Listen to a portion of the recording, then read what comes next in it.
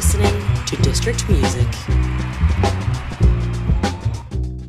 Hello and welcome to the District Music Podcast, episode 7. Jesus Christ. It's crazy. It's the 30th of July, 2026, and it's also the first day of All Together now. I actually am so excited for this weekend. Are you? Yeah, we got biggest weekend of the year. It's also, I feel so bad because it's my dad's anniversary weekend, and every year I'm like, sorry, Dad. Whoopsies. Whoops, Dad. Bad son, bad son. You're going down tonight, right? Thursday. Yeah, I'm a Thursday boy. Yeah, it's a bit of a marathon, like Thursday to Monday situation. Usually I'm a Friday to Monday guy, but it needs must. We Yes. have things to do there, and of course we have our own stage there this year as well. But we'll get into that. Yes, We'll we're going to into get into all of that. So that's exactly what we're talking about on this episode. It's an All Together Now special.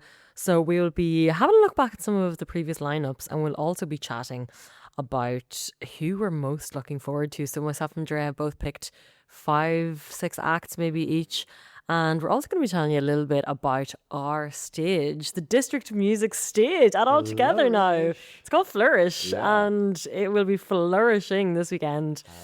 But before we get into the All Together Now chat, we also need to do our favourite bit, potentially, of the podcast, favourite bit. which is This Week in Music History. So, Dre, do you want to kick us off? What happened this week in music history? Okay, so I have two interesting ones. I will give you one of them. So 29th of July was basically when a single became the longest running Billboard #1.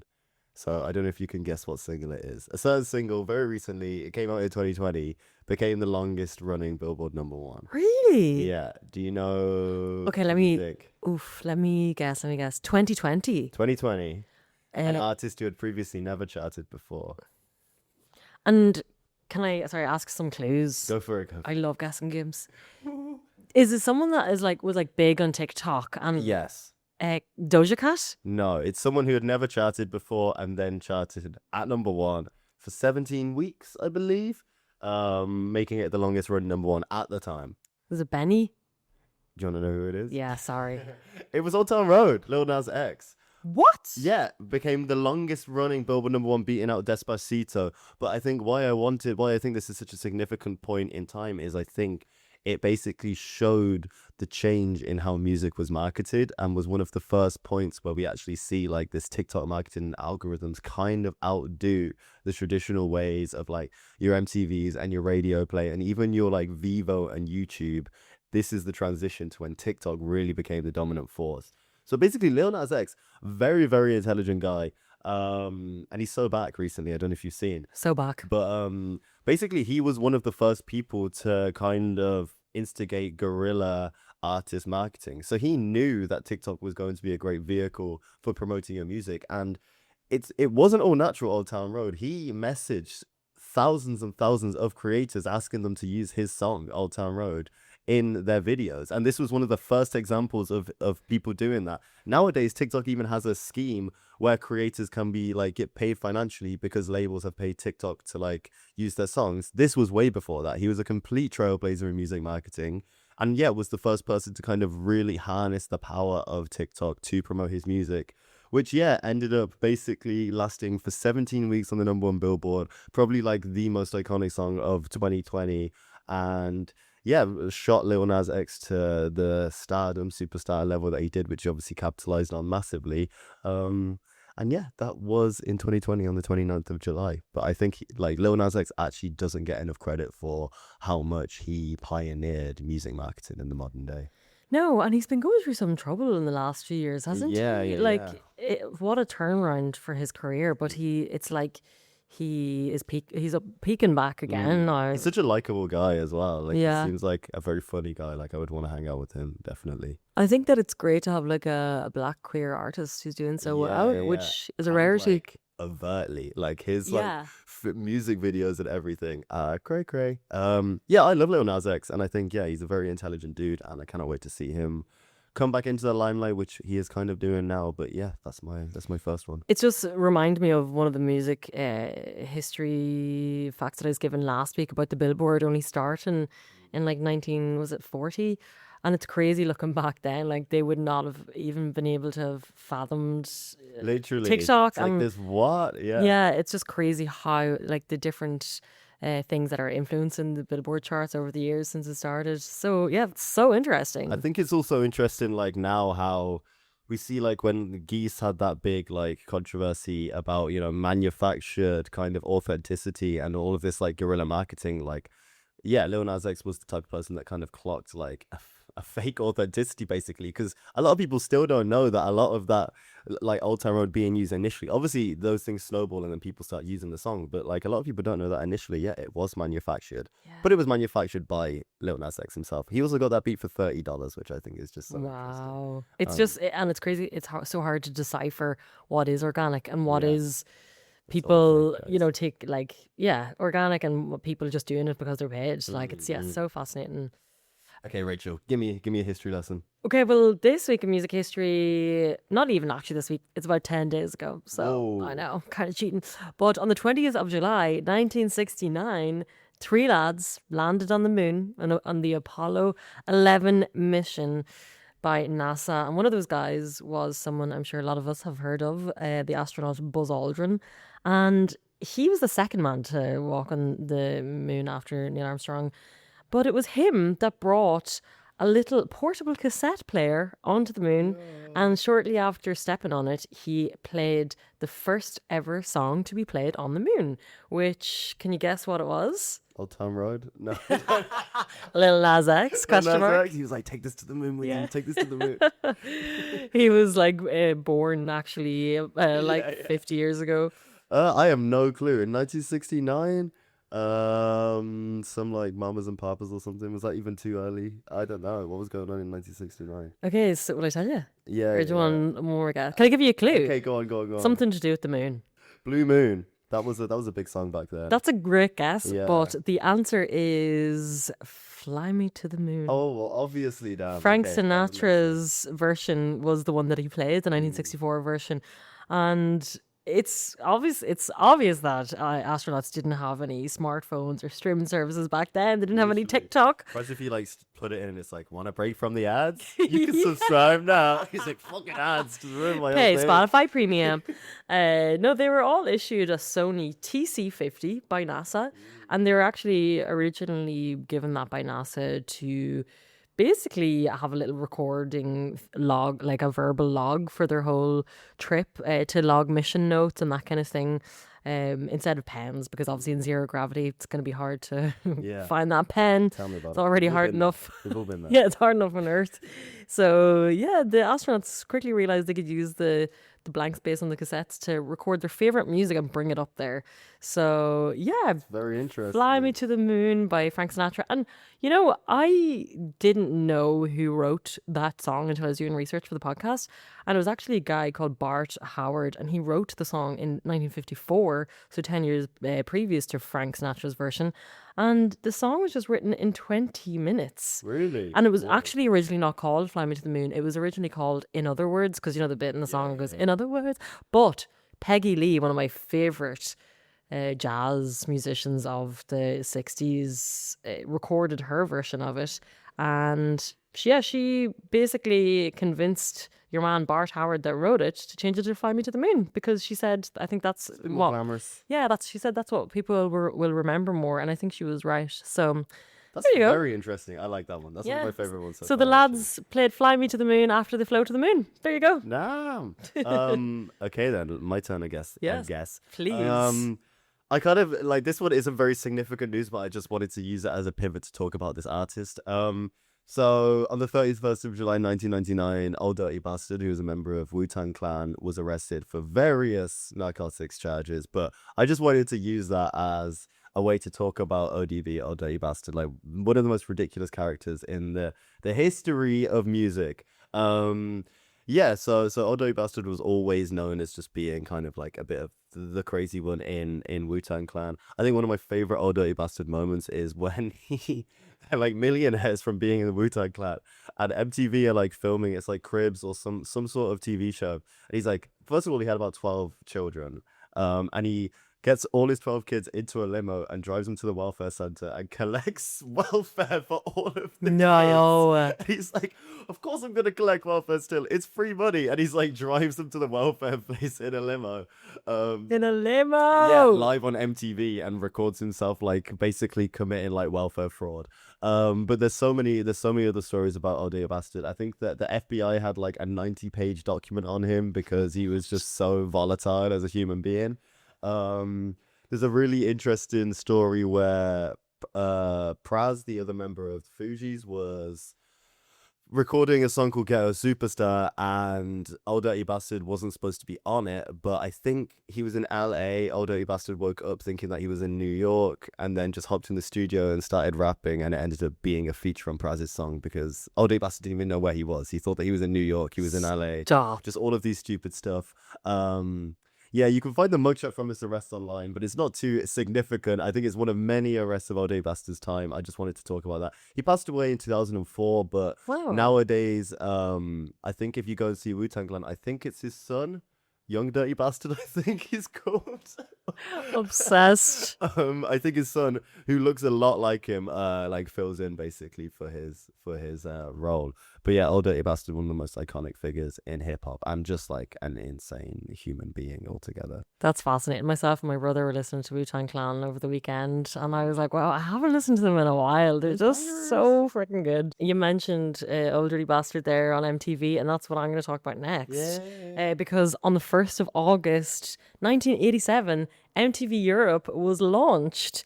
And the first ever video, I love guessing games today, Dre. Can you guess what it was? Wait, you wrote about this I did write an before? article about this, yeah. Did you not okay. read my I article? did read I'm the article, joking. that's the I'm thing. joking. Imagine I was being serious. I was like, how dare What you? was the year again, sorry? 1987. It's actually a tricky one. It is a tricky one. Video Killed the Radio Store. That Star, sorry. that was the US That was one. the US yeah. one. Shit. But it's tricky. It is. And Madonna. Is it some Madonna song? I don't know. Tell me. again, a good guess, but it's actually one by Dire Straits. It's called Money for Nothing. Oh, okay. Yeah. And it That's a banger. the Good reason bass lines. yeah, and the reason why they did that, obviously Video Killed the Radio Star, it was obvious why they chose that one for the US one, but this one was chosen because it has a line in it called I Want My MTV. And yeah, you probably remember it from that post that we did. Like, it's kind of like a 3D computer animation Yeah. one, kind of trippy, but it also was like one of the like most groundbreaking like human animations of the time, because like back in 1985 that was not a thing, and it was actually one of the first uses of 3D animation used in that way. But what I think is the most interesting thing about that video is that it was directed by an Irishman. Yeah. So yeah, Steve Barron was born in Dublin, and he's a filmmaker and a music video director. But he has directed some of the most amazing music videos.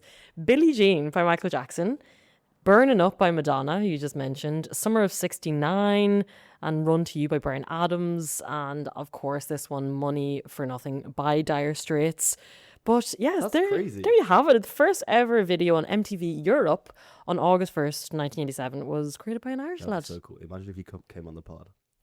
Steve Kevin- Barron. Shout out. Steve. Can you please come on our pod, because we would love to chat to you. I'd love to chat to you. It would actually be so, even just to like, I'd love to chat to him about like how did the concept come behind like Literally. that one, but also like Billie Jean, Michael Jackson, Summer of '69, Burning Up by Madonna. Like, how do you? Scary. That's a scary repertoire of And yeah, videography. and I also would love to know like how much of a say do the artists have in what is happening and all of that. But yeah, so I think that's all of our music history That's bits. history lesson over. Yeah, Wow. but I'm really excited to get into our next chat for All Together now. But before that, we're going to take a quick little break. So we'll be right back after this. Yay. Okay, you're very welcome back to the District Music Podcast, where we are chatting all things All Together Now, which is happening this weekend, ATN 2026. And you know why it's also going to be a great weekend because we are on a Excited. we are on a winning streak, Dre. Last weekend, not only did Mayo win the All Ireland final, but Yulia and Lorenzo won Love Island. Whoa. So Two things I'm heavily invested in. I can tell it's resonating from you right now. Lorenzo for Sam. Lorenzo for some. I just had to get that in there because we didn't chat about our weekends, and I think just because those two great things happened recently, That's true. that means that this weekend's going to be absolutely epic, you know? And that Green and Red of Mayo song has now just been stuck in my head like constantly. Green and red of Mayo. The Saw Doctors are going to be getting a bit Literally, of license bank. to print money. Yeah. But will we dive into all together now and just chat about what the festival is all about, who we're excited to see, and a few other bits, yeah? Hell yeah. Just so people know, All Together Now hasn't actually been going for that long. Baby. It is a little, Toddler. it's a little baba. It only started in 2018 and it was founded by the Irish promoter John Reynolds from Cod? God? No, Pod Concerts. And he was actually the visionary behind Let Your Picnic as well. So it is in the permanent home of Curramore Estate in County Waterford. And that is a 16th century historical estate. I didn't know. It's gorgeous, isn't it? It's so gorgeous. I'm actually going to be going into a little bit of that in my Did You Know segment for later on. Yeah.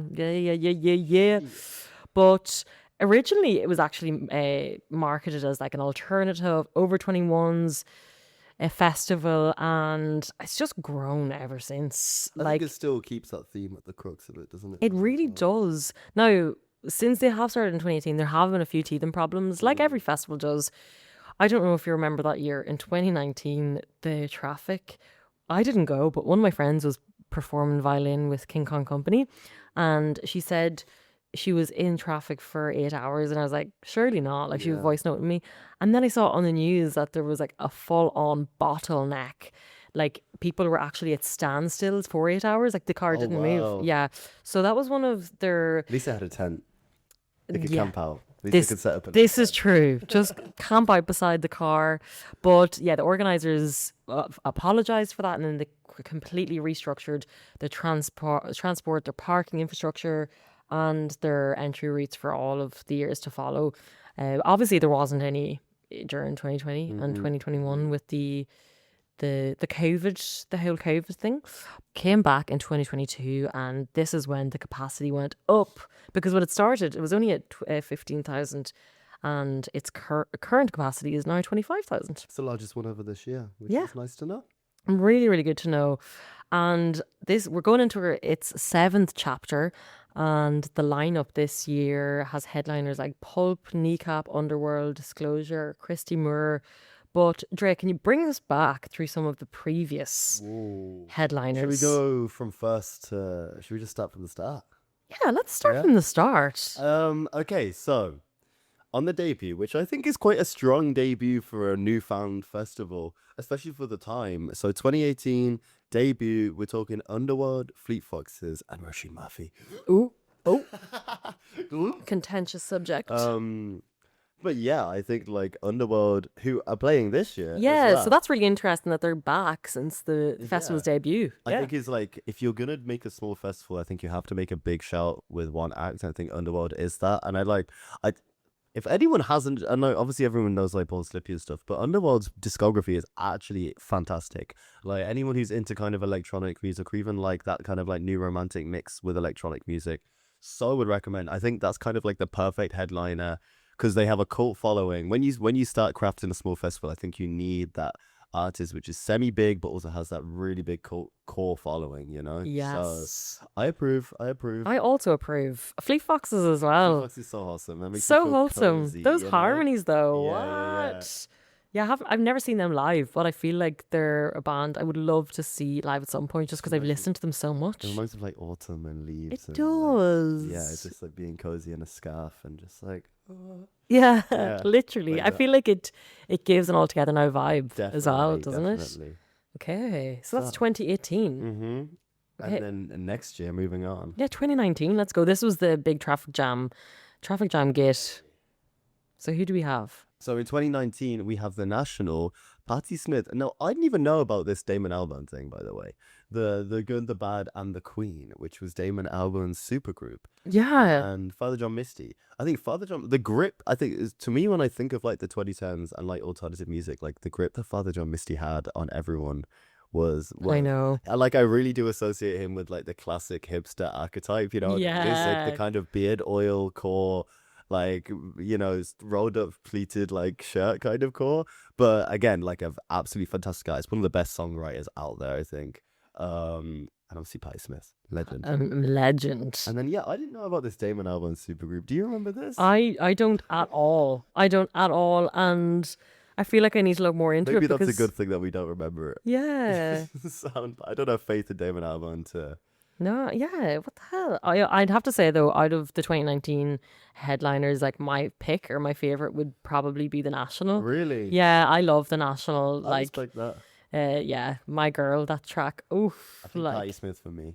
I'd take really, that. yeah. I'm all over that. So after 2019, there wasn't altogether now until 2022. So the post Big gap. when you pandemic. Think about it. Yeah, it is a big gap. 3 years. But also, it probably felt like for the festival organizers, like that they were doing it for the first time again. Yeah, you know. yeah, definitely. So we had Nick Cave and the Bad Seeds. Nick Cave, of course, was in Ireland very recently in Malahide Castle. We had Underworld I again. do love an Irish festival. I'm pretty sure they played at Forbidden Fruit last year now as well. Okay, so I actually had forgotten there that they were in 2022 because I was saying they haven't been at All Together now since the debut of the festival, but this will be the third time. They love the Wow. festival. So in 2022, we also had Jungle and Groove Armada. I feel like that's your vibe. I Jungle is love definitely your vibe. and Groove Armada. Groove Armada, yeah. I love both of those. They, you know what? That's a very classic Irish festival lineup, I think. I love a bit of Groove Armada, love a bit of Jungle, love a bit of Underworld and Nick Cave, and I feel like they are some of the regulars that always impress at the Irish festivals. It's like feel good, funky bass line, sun is out. I think that's what All Together now does really well. They capture like this feeling more than anything else instead of going for the biggest headliners ever. Yeah. Which I mean, obviously, I think All Together now would have a different vibe if it got the most popular headliners. I think you have faith in the curation of All Together now, so you don't have to like worry about there being big headlines because you kind of know wherever you're gonna go, you're gonna be hearing good music or like some sort of cultural Yeah, integration of something else, you know? 100%. And that was kind of when Jungle were, you know, getting big, and I think was it just around the time when their track back in '74 came out? I'm not sure. Maybe before. Maybe they're ahead of the game. Let's check that out. But yeah, do you want to go for 2023 This then? was my first All Together now, and I remember it like it was yesterday. This one I think personally is a little bit of a jump because you're getting acts that don't really get seen as much in Ireland. So Lord played recently or there's one anyway. There's like Lord has one date I think in Ireland basically since this All Together Now performance. Iggy Pop, an absolute legend. I remember seeing him. I was like, oh my God, how is he still going? And he was Yeah. absolutely killed it, by the way. I didn't even think that I was going to be into it. Iggy Pop absolutely killed it. And then we have Loyal Kana, obviously always good. Jessie Ware, and then Jamie XX.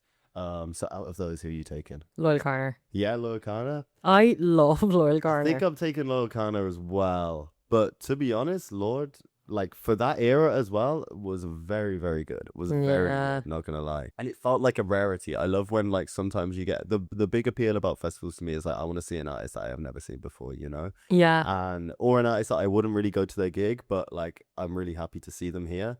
And I think Lord was that for me anyway. Was that the year of Sugar Babes as well? I need to check this It because was. I remember like being there. I missed that. I missed the cultural milestone of the Sugar Babes They together now. Was that the fucking year were. after, no? Yeah, it was 2023. I remember. So that year was the first time I actually performed that year at All Together Now on the Thursday at the bandstand stage. fun. But it was the most hilarious performance ever because it was who was playing on the Thursday? I think it was myself, Shiv, and Gemma Dunleavy. So in that order. Yeah. And in the middle of performing, the generator broke. So I couldn't even tell the audience, okay, guys, we've got a technical difficulty. It just like a cut, diva walked off the stage. the music cut the band that was with me. It was Corey from Brick Nasty, and then Kiva, my friend, the guitarist, and then who else? I can't remember. but we were just standing there. We were looking at each other, laughing. We were like, "What do we do?" Like, but that's the reason I remember that specific year because I was finished on the Thursday, I could go and enjoy the weekend, and I very fun. remember the Sugar Babes being a highlight. Really, yeah. I Oh bet. my I would have gosh, eaten that up. I would have eaten that up. It would have been so good. that was so fun. And then 2024. What are we saying, Rachel? 2024, we had a gorgy little lineup. I missed We, this one. I was there on Dad got married. Friday. You what? My selfish dad got married. So selfish. How So dare he? selfish. We had gorgeous ones. We had the Prodigy. We had the National back. The back, baby. They're back. They're so damn back. Then we also had Georgia Smith, who I was like, when I say I was so annoyed that I missed her, like I Why cannot. did you miss her? Okay, so I played it all together now twice in my life. It was 23 in 2024. And in 2024, it was like the new Hidden Sounds Dingle Gin stage. Yeah. Performed there, and then I was finished about 8 p.m. on the Friday, but I had to be in RT2FM the next morning at like 7 a.m. So I had to drive straight in the car. Don't get me started. And I really, like, it actually annoys me so much still to this day that I often check when Georgia Smith is back in Ireland. So yeah, we also had Future Islands and James Vincent McMorrow. So a lovely lineup that year. That's just some of them. Obviously, these lineups were getting chunkier and chunkier as the years went on. But who would your favorite be from there? Prodigy. I'm Yeah? taking the Prodigy every day of the week. I love Georgia Smith, don't get me wrong, but to see the Prodigy, I still haven't. I miss them every single time. There's always something going on. I do like, yeah, it's actually a close tie for me between the Prodigy and Georgia Smith. Like, the Prodigy is the Prodigy. The Prodigy is the Prod. The Prod the is Prod, Proj, you man. know. Prod. Those lads though, they like the energy they seem to have at gigs, just through videos I've seen online. Yeah, no, it looks scary in a good way. It does, I'm down doesn't for it? that. Yeah. Oh, Firestarter, imagine.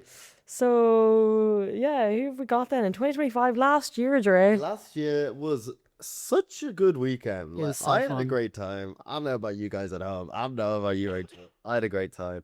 Yeah, we had Fontaine's headlining, which felt like a really nice, like, kind of full circle situation where they'd just blown up. They'd done really well internationally, and kind of it felt like one of their first gigs back after like this big international kind of circuit that they'd been on, basically effectively becoming one of the biggest bands in the world. Yeah. And then we had Bicep, and Bicep is Bicep as always, fulfills the criteria. CMAT killed it. Another one who I think altogether did a great job of booking artists last year, because another person, CMAT, who gained kind of a little bit more international recognition, or definitely like within Europe and America and stuff, a little bit more recognition, and then came home in the summer, did this show, and it kind of felt a big like, welcome home, let's all celebrate the achievements that you've done for Irish music, basically.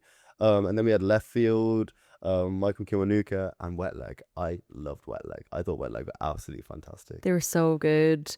Yeah, it felt like such a homecoming for Fontaines. You see Bicep and CMAT, Yeah. three incredible Irish acts. Love Michael Kiwanuka. He released an amazing album last year. And one that's not there as well that I'm just remembering is London Grammar. Oh yeah. Two bands that were my soundtrack in college were The Internet and London Grammar, like rinsed and repeated. And I thought it was really cool when London Grammar brought up is Gemma, I forget her second name. They brought her an Irish artist up who just, I think, messaged them and like sent a video of herself singing Strong. So that was really nice of them. And I think it was cool to see them live because I had such an affiliation of them for years that I was like, this is the first time I'm getting to see London Grammar in real life. So it felt very nostalgic for me as well. Like you say, the lineups are getting chunkier and the artists are getting like more renowned, like even lower down, you know? I think, Yeah. we ended up, I had two of my favorite interviews ever, actually, that add that all together now. Geordie Greep, who Yes. was a very interesting dude, very obviously very intelligent dude, very just kind of strange guy, but like in the best way, you know? Yeah. Very silly, also tiny. I didn't realize how tiny he was. He There was, like a wasn't video- he? There's a video of like me interviewing him, and then you guys are all like trying to break dance in the background. Yeah, we were While like you're, waiting trying to a- waste time waiting for anyone We were to- waiting on Dre to finish the interview. It was like myself and some of our other colleagues. And I didn't realize the camera was pointing our way, but we were we were trying to breakdance, like fully do like baby freeze on the cheek. Wasn't baby it? freeze, and also a coffee grinder dance move. Do you know that one where you swing the leg around? You Like, just have that in the background of the Geordie Group interview. But he was an interesting dude, obviously talking about like parasocial nature of fan bases and things like that. And then I also interviewed Shun Kuti, who's like obviously Fela Kuti's son, one of the most influential like activists and musicians in kind of from the African continent. And he just gave some fantastic insight. And it was actually also on the anniversary of his father's passing, so that was just another interesting thing to talk to him about. So yeah, definitely two of my favorite interviews, and maybe my favorite festival ever was that year. Yeah. Actually, I had a great time. it was incredible. It, It was. really It was. was. And if you want to check out those videos, they're online. They're so, online. They're on the yeah, internet, They're guys. they're on the internet, is right. Check them out. I don't know if I've done this in order, but one of the acts I'm really excited to see on Friday is Gurriers. That's a big one. I know. Yeah, I have it starred. It's on my little app. Gurriers playing on the main stage on Friday. So if you're heading down, save them. If you don't know who Gurriers are, guys, Where have you been? like, What are you doing? no, honestly, I think there's big things coming for them. And I know that's such a cliche thing to say, but I think just the stepping stones that they've had up in their career up until now is really, really interesting. They're a post-punk Irish band from Dublin and Monaghan. I just need to say that. Need to get that out there. And they basically formed during the pandemic, and they've become such a significant part of the Irish like post-punk scene. And they also blend some like shoegaze and like reverby guitars as well. But the lyrics by Dan, the lead vocalist, what I think is really cool is like sometimes they're half sung and sometimes they're half said. Yeah. And then he kind of like merges the two. And oftentimes they're like speaking about like social commentary as well, which is really cool. They released their debut album, Come and See, in 2024. And that really brought them into the limelight because they not only played on Jules Holland with that album, but they also performed at Glastonbury. They have supported acts like Turnstile in the Three Arena. Like, how amazing is that? And their track from that album, excuse me, Erasure, was featured on FIFA 2026 or FC 26 as it's called now. For those of you know, that's a huge thing. And it's a perfect track for something like that. Just from watching my brother play FIFA throughout my years, it sounds like the perfect track for that. But what's really exciting is they have an album coming out this September. On the 25th of September, it's called Nobody's Coming to Save You. And what's really exciting is the lead singer Dan is actually going to be chatting to us on this very podcast. You leaked it. It's been leaked. Guys, It's out there. it's just a little teaser. Yes, think- so really excited to see them. And their like rise to notoriety has been like perfect. I think like the Gurriers community is one of the most dedicated communities in Irish music. Like their gigs are crazy. So if you want to hear some sneak peeks of the album, I would guess it's gonna be altogether. I don't know, maybe you get a little single on. Yeah. It's not for me to say. But also if you just want to see some crowd surfing and some crazy mosh pits and some people that genuinely love the band on the stage, then Gurriers is definitely in for that. And I think as well, another reason why I picked them is like, what a way to start off your weekend. It's Friday night. Straight You're starting to get a little bit buzzy. There's a few mosh pits. There's a few crowd surfs. Let's go. Let's go. That's very true. So who have you got, Trey? You know what? You've hit your Gurriers. You got your little strings, rock, singing, shouting.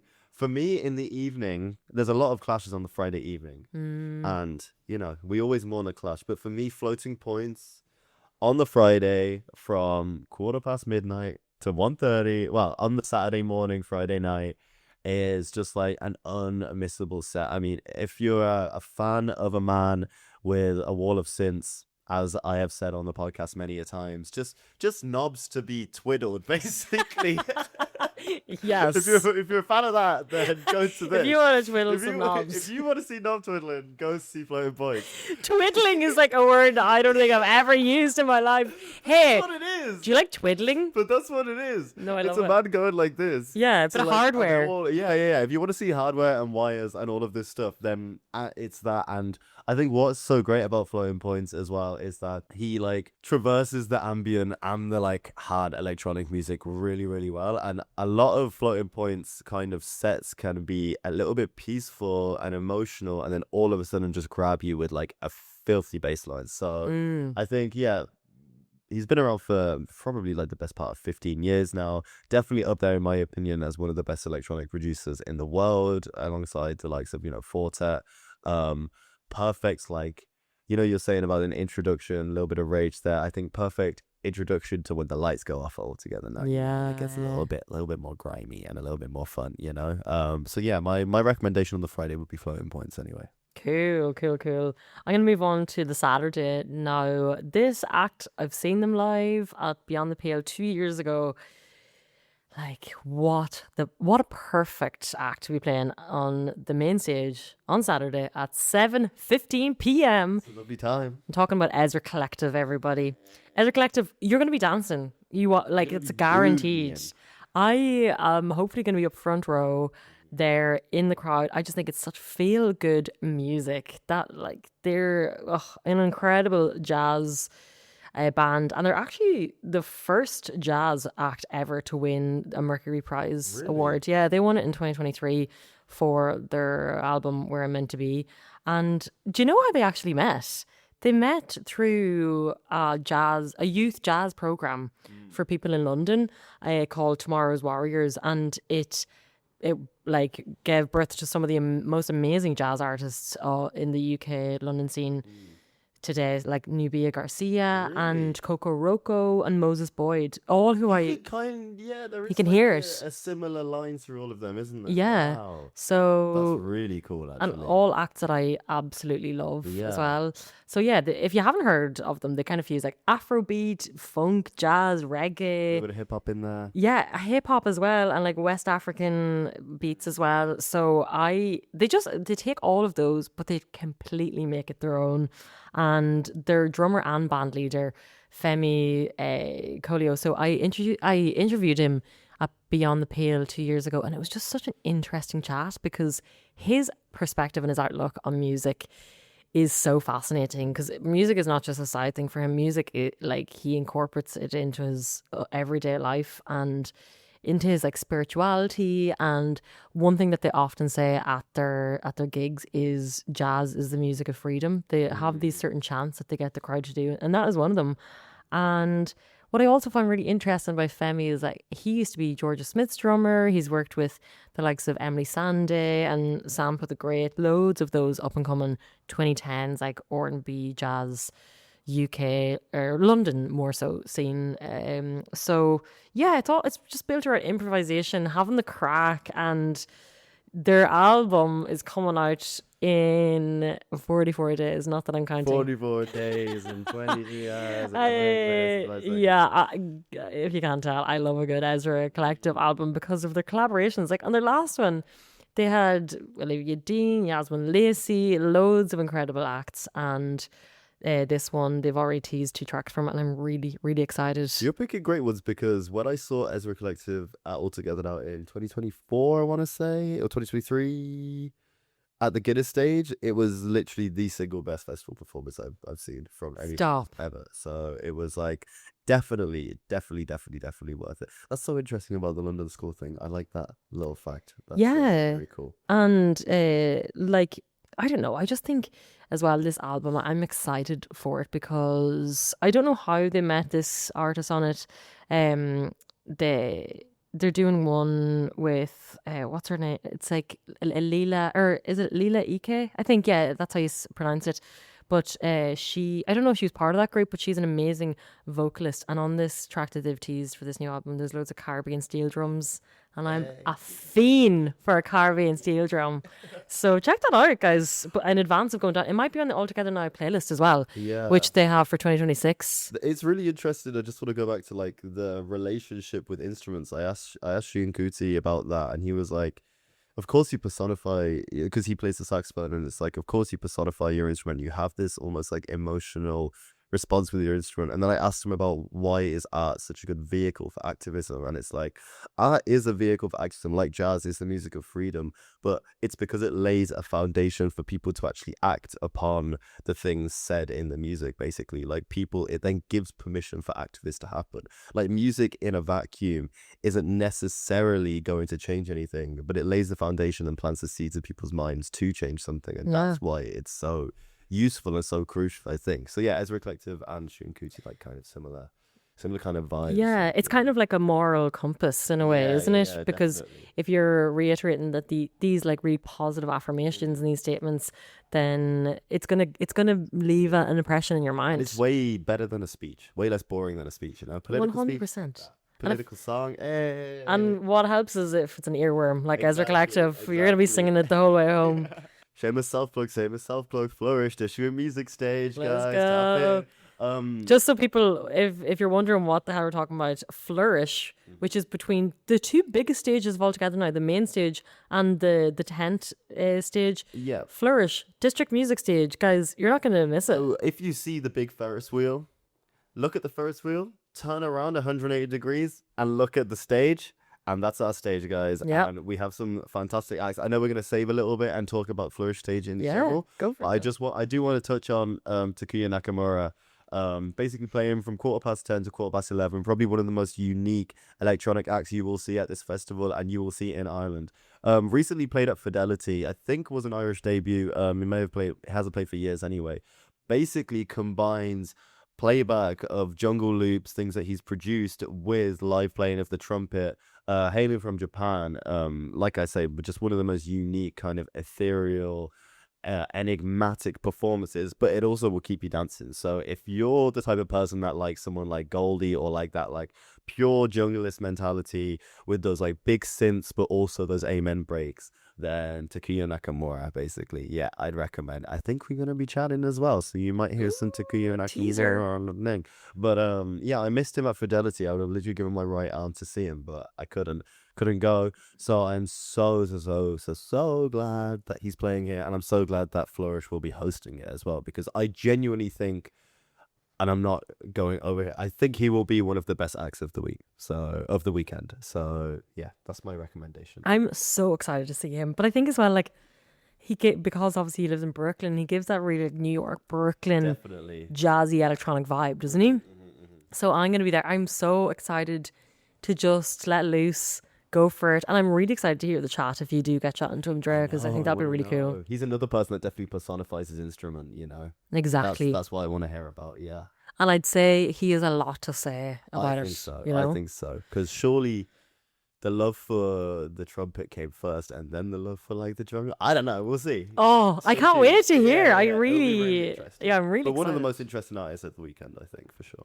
And what time is he playing? Where? 10:15. It's 11:15 on the Saturday at the Flourish stage. So he's headlining the Flourish stage on Saturday with District Music. Perfect. So I'm going to be going straight from Ezra Collective to Takuya? Takura. Yeah, and before Ezra Collective, I'm actually going to go and see Green Tea Peng. So Green Tea Peng is on Saturday on the Road to Nowhere stage at 6:30 p.m. And I got to see her. Yeah, it was last April in the Academy, and I loved it so much. I think as well, I was like, you know, when you get into this little bubble with an artist and they have a new album release, she released her album Tell Them It's Sunny in March, and I was like, I just immersed myself in it. So then to see it live, it was really cool. Green Tea Peng is, of course, like that a part of that whole London jazz wave of the 2010s. She fuses like neo soul and like psychedelic R&B, which that's like, if I was to define like my favorite genre, it's like psychedelic R&B, because one of my favorite bands who she seems to be really inspired by is Hiatus Coyote, very like that. But you can also hear inspirations from like Erykah Badu and Lauryn Hill and things like that.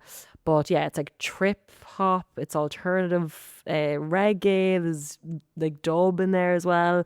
And she actually uses a lot of Jamaican sound system culture for her music, which you can really hear, and they really they do it well, like her and her live band. So yeah, really excited to see her, and like you can kind of lose yourself in her music as well, because like Ezra Collective, she talks a lot about like spirituality and like nature, mental health, consciousness as well, self-discovery, all of these kind of things. And one of her tracks from her album, Tell Them It's Sunny, What You Mean, when she plays that this weekend, like I'm going to be dancing, because it's just so unapologetic. There's attitude in it, but it's also so catchy. So really, really excited to see her. And she actually got her name, Green Tea Peng. Do you know why? No, I was gonna say because she likes green tea Exactly. and she thinks it's peng. Yeah. Is that what it is? It literally. And I am such a fucking like Irish person. Like I've just never used the word peng. Yeah. But yeah, did you ever use it growing up or That's anything? definitely peng was in the school corridors of my secondary school. Was I moved it? when I was 12. So I think peng is now evolved into leng. People don't use peng anymore, but peng was all the rage back in the day. Peng. Wow. Everything was peng. Like that chocolate's so peng. Really? Those shoes are peng. Those trainers are peng. A person can be peng, but yeah, food peng. Yeah. So she obviously thinks all green get the tea is peng. I think her music is peng, and you're gonna have a good time if you go see her. Maybe a Like peng set. it's gonna be, guys. This set, it's gonna be peng. Peng. I'm gonna start using the word peng. Okay, Peng. just letting you all know right now. You sound real now. But yeah, her music is so like ritualistic, really atmospheric, and what a perfect way to ease you in to that Saturday night groove, like of green tea. Like I'm going green tea peng. I'm going Ezra Collective after that. I'm going to Takura. Like You're having I'm sorry, you're having a beautiful like semi-psychedelic experience. yeah, That's a I'm gonna be gorgeous on night. cloud You're nine, gonna be on cloud nine. and it's all from the music. Talking about Jamaican sound system culture, my pick, we're moving on to Sunday now for me because I have 3 picks on Sunday, but Barrington Levy at 4 to 5:15 I think is an absolutely essential pick. If anyone saw Sister Nancy last year at the Jameson stage, she was a showstopper. She was a show stealer. It's literally in her mid-70s. Absolutely killed it. Was one of the, has such amazing songs, and Barrington Levy is no different. I'm not actually sure how old Barrington Levy is. Maybe I'll have a quick age check on Barrington Levy. But another just like Jamaican reggae icon, basically. Songs like Here I Come, songs like Murder, just things that like I feel like you don't get a lot of Jamaican sounds in Ireland apart from at festivals. So when you get them, you should cherish them. Barrington Levy is my pick. The guy is an absolute legend, and he is playing from 4 to 5:15 at Something Kind of Wonderful on Sunday. I think it's going to be unrivaled energy. I think one of my favorite things at those type of gigs is you get like so many, like every generation of person is at that gig and they're all enjoying it equally. And it's true because it tests the time. Like Barrington Levy is an absolute legend. So yeah, he's my pick. Can you tell us, just a random question, but tell us about your love for Jamaican music? Well, I love for Jamaican. Well, obviously I'm part Jamaican, so that obviously comes into it. I think like personally, I think like Jamaican music. 2 reasons. There's Jamaican music at its core, and then there's like the offshoots of Jamaican music, which I think have been so influential in. We're talking like drum and bass music, we're talking dancehall music, we're talking jungle music, we're talking ska music, two-tone music, all of these different things. And I think Jamaican music is the perfect example of how cultural integration can be facilitated through art. And yeah, I mean, obviously it's the same thing. Like, I have, like my roots are from like Windrush generation coming down, which is like, and then like I'm from Coventry, which is where like ska music originated and things like that. And I think like Jamaican music, it does something for me, and I think like even objectively, just like the sounds used in it is just like a fantastic like mixture. And this is, and like the evolution of Jamaican music as well. Like you obviously have your dancehall culture, which is like very dancey, and you have like your Bob Marley, like that pure reggae, and then you have like the really old like rock steady stuff, and it is all absolutely gorgeous. And then you have like the Trojan record stuff that comes into the UK. Yeah, I would like highly recommend anyone to go and delve into like the 1960s like rocksteady era and stuff like that of like Jamaican music, because it's absolutely gorgeous. Like, and there's a lot of songs that like we see in blues music and things like that get repurposed and then gets this, sent out in the 90s, something like that people don't know that they're actually songs from the 60s. So yeah, a lot of love for Jamaican music, and I always just think it's a nice thing at a festival, because like I said, you don't get it that much in Ireland because there's just not many of us here. So yeah, Barrington Levy. Well, I don't think you're being biased. I think Jamaican music is objectively good, and it is so cool to hear like the Jamaican people born in the UK, like their twist on Exactly. like ska, like the fact that ska even exists is like so cool, So much ska, bassline, hip hop, jungle, all of these things are just like fantastic. evolutions of from coming from immigration. And I think like hopefully we see more of that in the future, like Yeah. immigrant enclaves coming in and then developing their sound through art. And it was also a great way for people to meet in bars and pubs and things like that, and kind of like stop immigrants from being like seen as aliens or seen as another community. Like I think Jamaican music really played a big part in cultural integration in the UK. But anyway, I would love for us to do a whole podcast on that, a whole Definitely. podcast episode. definitely Because even I feel like I've learned so much through you, even like the cuisine of Jamaican Yeah, food. yeah. Like when we went to London that time, and you had what was the food that you had that I time? had some curry goat, and then I had a Guinness punch, some rice Guinness and peas. punch. That The was Guinness so punch. Yeah, it's a good. Guinness milkshake, guys. Yeah, if you haven't had a Guinness punch before, it's a Jamaican drink. It's kind of like nutmeg, condensed milk, cinnamon, a few other things, but it's basically just like a Guinness milkshake that is popular in Jamaica, and it's absolutely gorgeous. Should we- Terrible for you, but it's gorgeous. Should we try and make some this weekend? Honestly, that's actually not a bad idea. I mean, I would. I would. We made that coquito thing before. Remember the Yeah. thing? So I reckon it's similar to that, like kind of like a milky, boozy situation. The possibilities are endless. The possibilities Who are knows endless. what's going to happen this weekend? So we're on Sunday still. I have another one for you on Sunday, if that's all right. Yeah. So I, as you know, love supporting my Irish up and coming acts, and this is one that I have a really good feeling about. They're also part of our Future of Irish Music for 2026 for District Magazine. I'm talking about Say Green. I knew you were gonna say I'm it. talking about I knew Say you were gonna Green. say it. They spell their names SEI and then Green. And they have just been building a really cool, like niche reputation for kind of like this Krangbin organic, funky sound. It's like lo-fi, it's like ambient. And the reason they stood out to me is actually from their short videos they posted online on Instagram and TikTok. It's just them surrounded by plants, and that's from Adam, the guy in the band. It's Adam and Ellen, and he basically has this really cool garden. So they just started playing in their garden. But the reason they met is because they both wanted each other to work on their solo music, and then they're like, "Why don't we just play it together?" And I'm so glad that they did. Like Ellen's really sweet vocals on top. So elegant. It's amazing. And when I heard her performing at our Future of Irish Music gig in the Sugar Club, I really was blown away.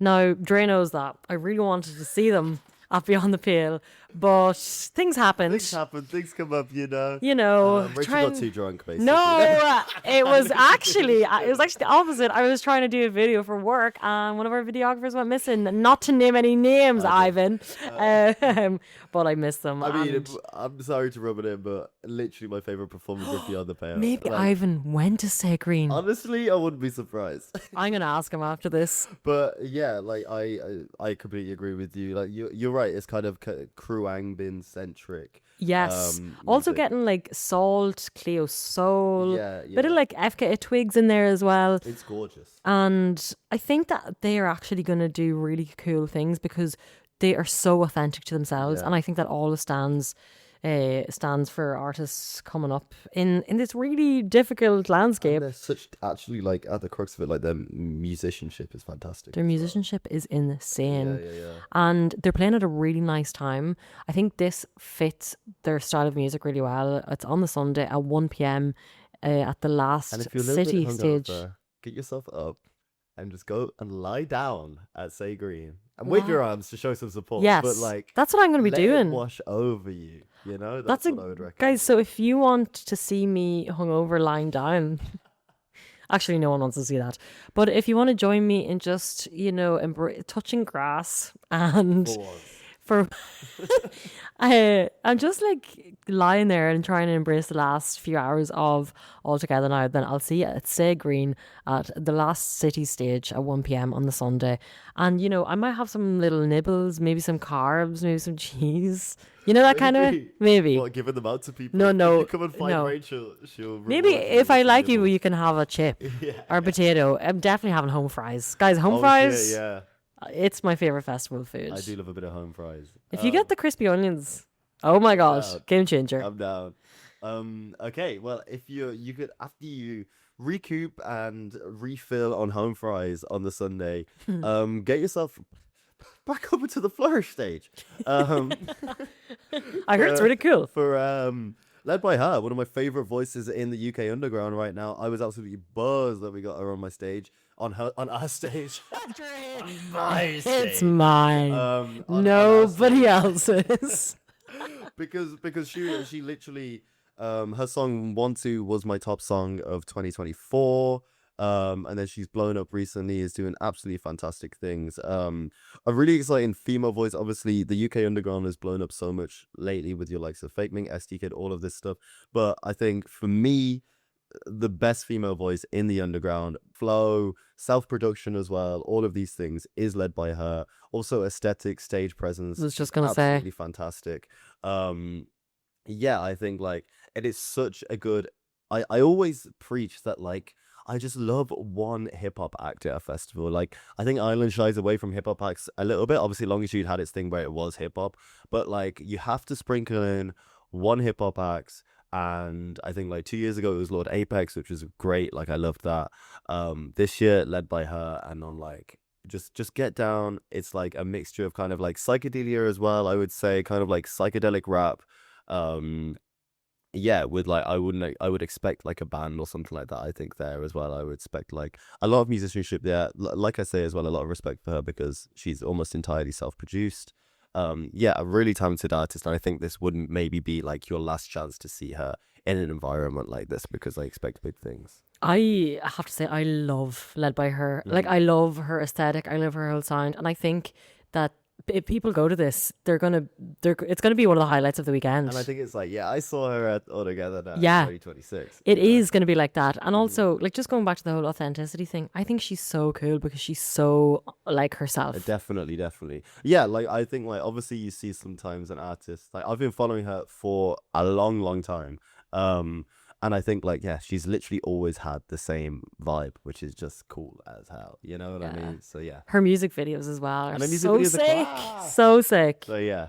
Oh. I'm very much looking forward to that. Led by her, guys. That's at 4:45 to 5:30 at the Flourish stage by District Music Oh, on the Sunday. I cannot wait. What time? Sorry, 4:45 did you say? 4:45 to 5:30. Okay. Actually kind of clashing with Barrington Levy. So it's like choosing a favorite child. I'm going to be running between the two. Fair. Finally, if you're really hungover, if you're maybe on the come down, on whatever, Mogwai, 11:15 to 12:30, midnight. Oof. Just go cry. Just go cry at Have a little Mogwai. cry. One of the most gorgeous bands in the world. I think last podcast episode I was wearing my Mogwai t-shirt. But yeah, just a Scottish band. They come over here a decent amount. Cascading guitars. Some of the most heart-wrenching lyricism. But yeah, just one where you can like kind of sit back and just let it wash over you again, but in a very different way to other acts. I think sometimes you need that, I think, catharsis on the final day to kind of face reality again and then Yeah. go back to your normal life. But Mogwai, honestly, even if you're not going to be all together now, check them out. I mean, a lot of music enjoyers probably know them anyway, but as I would say, some of my favorite kind of band purists, I would say, out there, because I don't listen to that many bands, but Mogwai for me are absolutely fantastic. Wow. And yeah, that is Something Kind of Wonderful stage on the Sunday, 11:15 to 12:30. Gorgeous. There's one I forgot on Saturday. Now, it is slightly clashing, another clash with Green Tea Peng. I know I have my schedule planned out for Saturday. But for the last few years of going to All Together now, I have been really blown away by this group, the Glasshouse Orchestra or Ensemble, I would say. Glasshouse Ensemble basically take an artist and cover their music. For I think maybe 2 years ago, they did Joni Mitchell, and you know the artist Rachel Lavelle, like she's been part of it. There's so many incredible musicians in their own right in Ireland that are actually part or have been part of this Glasshouse ensemble, and like it's like I don't want you to mistake them for like a cover band. They really take these artists' music and do it so well. The last few times, what I was describing there, what I want to do at Say Green is what I did with them for the last few years. They're at the bandstand stage.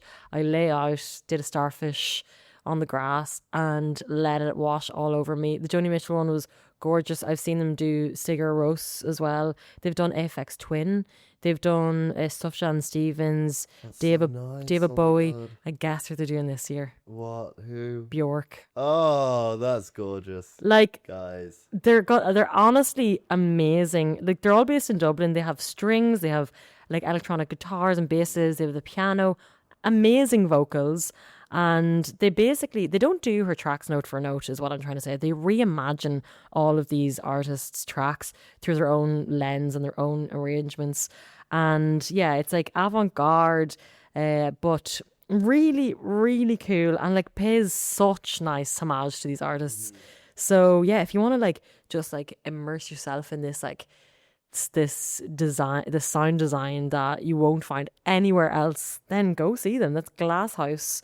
That will be performing Bjork music, and that's on Saturday at 6 p.m. for an hour and a half until 7:30. And the bandstand is now called the Temporary Bandstand. Yeah. Not sure why. What's going to happen? Yeah. Does that mean it's going to walk around? Maybe. I don't know. But yeah, that was my last pick overall, and I wanted to just kind of go backwards because we went very chronologically throughout the weekend there. So just a little rewind. If Green Tea Peng wasn't your thing, then yeah, go see them for sure. No. So that is our picks, but we briefly touched on Our Stage there. Will we just go into like a little few minutes of Our Stage and why people should definitely go?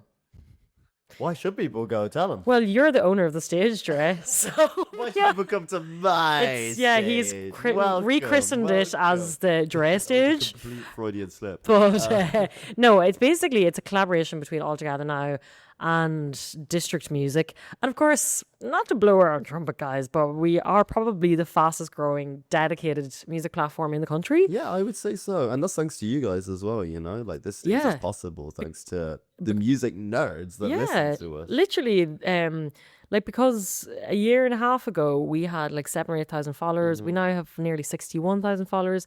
And it's just really nice to have this little community of like music heads, you know, really supporting us online. But then we've done so many live events in this last year and a half as well, and the people show up and they're really into it and really kind, and you know, it's so nice to see them getting on with like-minded people as well. That's the most fulfilling part, seeing the numbers turn into like actual faces. You know? And this is the first time in a while we've been doing it for a festival. So yeah, it's really, really cool to be doing this. And some of our acts are international acts making their Irish debut, like, which is it's not just like Irish acts, even though we love Irish acts, like this stage, we're really proud of it. I think. Like the likes of Sophia Stell, The Itch, Gently Tender, Hank, Sassy 009, The New Eves, they're all making their Irish debut, which is really exciting. But we also have some great headliners that Dre mentioned there, like Led by Her and Takuya Nakamura.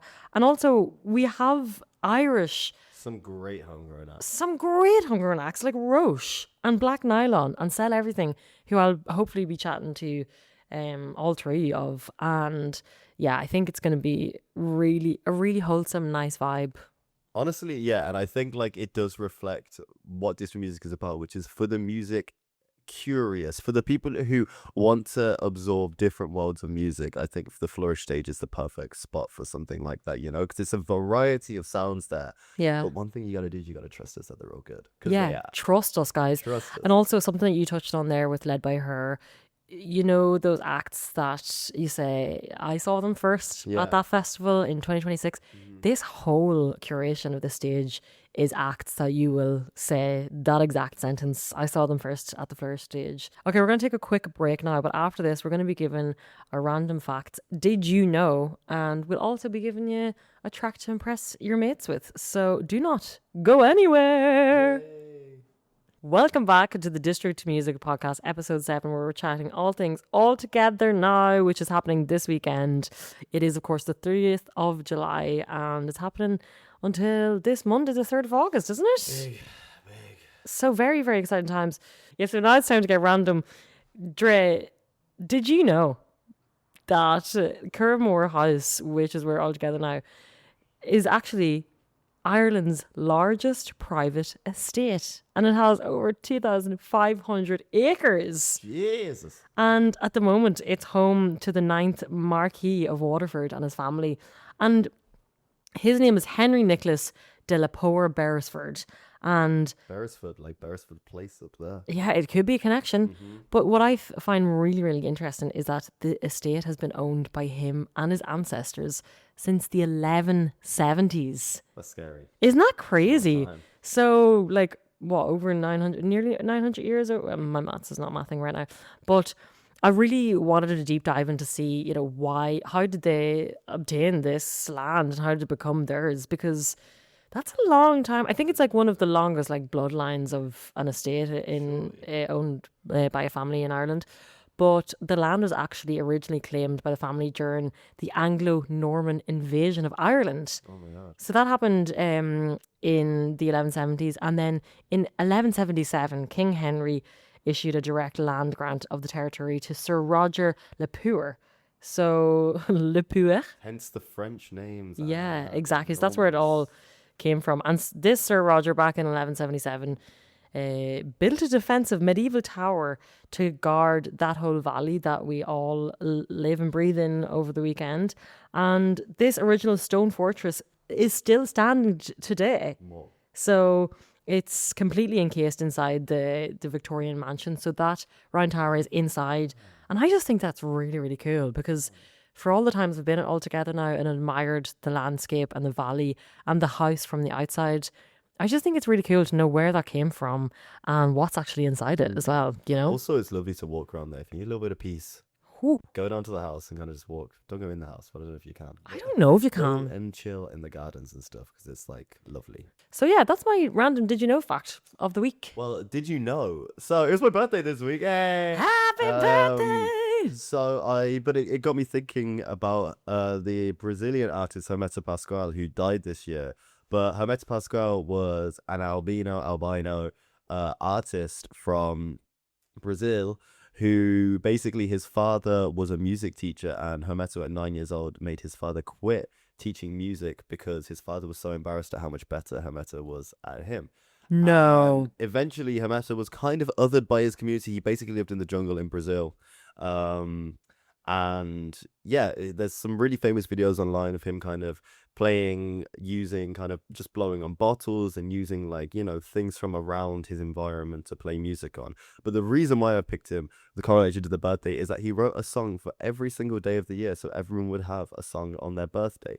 So not Aw. every song is available recorded, but every song is written out there. So if you play music and can read music, then you can play the Hermeto Pascoal birthday song. But he was regarded as an absolutely legendary figure after I think he died like literally this year, rest in peace, but he was very old. He was in his 90s. Wow. Some iconic videos. Maybe we can put in a little clip of basically like for those who are listening, I'll build the scene. It's basically Hermeto, fully albino, this big bearded albino man, submerged in kind of a lake with three other men, and they're all kind of blowing these bottles and making like these gorgeous kind of melodies out of it. Wow. Basically, just a very, very like literally a genius, kind of pioneered a lot of Brazilian jazz, and I think was the first winner of the Latin American Grammys won a Latin. He's the oldest winner, I think, of a Latin American Wow. Grammy for Best Jazz Album. So yeah, I would encourage everyone to go and listen to Hermeto Pascoal and go and research what your birthday song is, because there's one for everyone in the audience. That's so fascinating. Yeah. I love that did you know fact. Thank you. For someone who didn't prepare, that's great. Pulled Wow. that one out my ass. I am definitely going to look up mine. Mine's 3rd of October, so I'll be interested to Yeah, see. yeah. I'd be interested to see as well, do the months have different feels to That's a them good and stuff, question. different seasons, you know? Mm. Now, because we're really tight for time, we're going to pick one track to impress your mates with. And my track is one that, you know, it's a genre that I wouldn't really usually go for. And it's a track called James the Seventh, and it's called Trauma Olympics. It's an alternative rock track Whoa. by What's going on here? the artist James the Seventh. and it's a single from the album Crumble. I discovered this online, and it's actually, the guitar sounds are cool, but you know what really stood out to me is the vocal.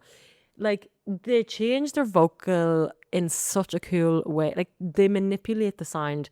Like, it could be like you're going really high and like sweet, and then it goes into really low, like what's the word? I don't even know what the word is, but it's like really expressive, and the vocal changes flip in like 0.5 seconds.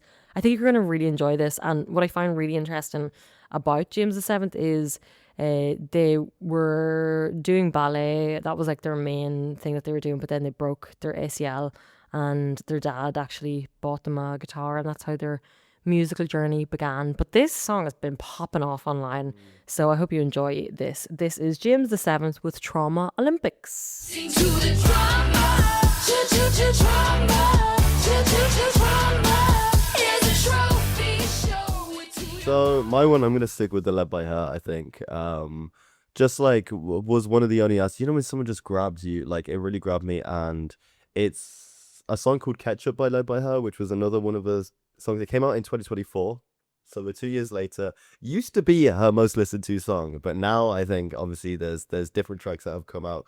But I think it really, like, she's kind of rapping in cursive. You know how people say about singing in cursive, kind of rapping in cursive, beautiful psychedelic kind of vibe to it, completely self-produced. And I think it's like a perfect introduction into kind of Led by Her, especially if you aren't as into like the electronic kind of sounds. This is like a gorgeous kind of production, very like, yeah, based in kind of like neo soul foundations.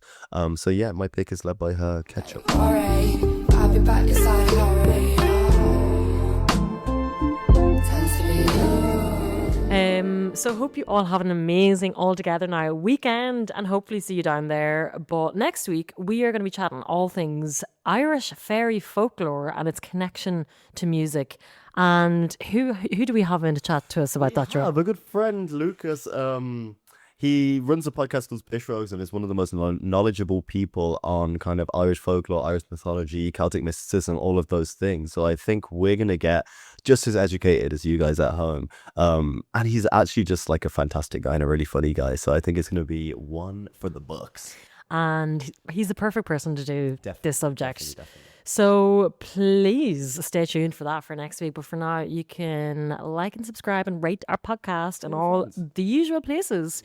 But for now, we will see you guys next week. Or all together now. Or all together now, or both. Yeah. You. Bye. Bye.